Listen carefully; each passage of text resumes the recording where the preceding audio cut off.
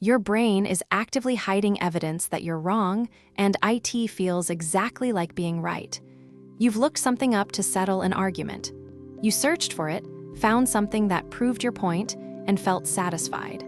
What you almost certainly didn't do is look for evidence that you were wrong. And if you happen to stumble across it, you probably found a reason why it didn't count. That's not a personality flaw. That's your brain doing something it does to literally every human being on the planet.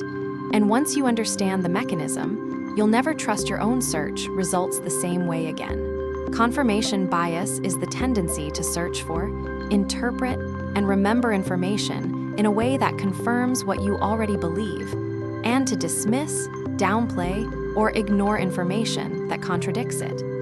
It was formally studied by English psychologist Peter Wason in 1960. Wason gave participants a sequence of 3 numbers 2, 4, 6, and told them there was a rule the sequence followed. Their job was to figure out the rule by proposing their own sequences and asking whether they also fit. Almost everyone guessed even numbers going up by 2. So they tested 8, 10, 12. Fits. 14, 16, 18. Fits. 20, 22, 24. Fits.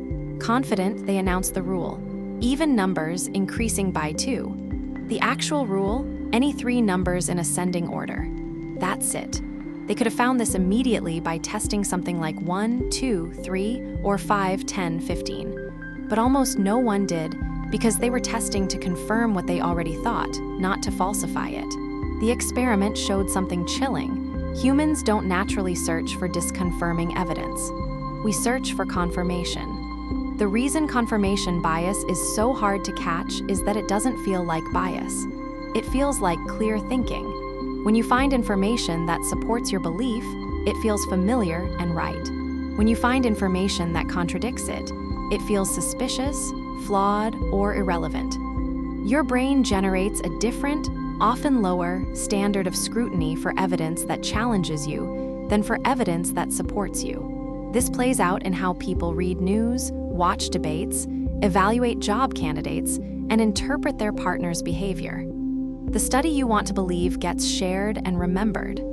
The study that contradicts your view gets dismissed as poorly designed, politically motivated, or funded by the wrong people. Research by Ziva Kunda in 1990 called this motivated reasoning, the process of working backward from a conclusion you want to reach to find justification for it. The goal was never truth. The goal was feeling right. Consider what happens in a medical setting. Doctors are not immune. A 2008 study published in Diagnosis found that physicians who formed an early hypothesis about a patient's condition were significantly less likely to update that diagnosis even as contradicting evidence came in. They'd already committed. The cost of being wrong felt higher than the cost of ignoring inconvenient symptoms. This shows up in investing, where traders hold losing stocks longer than they should because they keep finding reasons why the price will recover.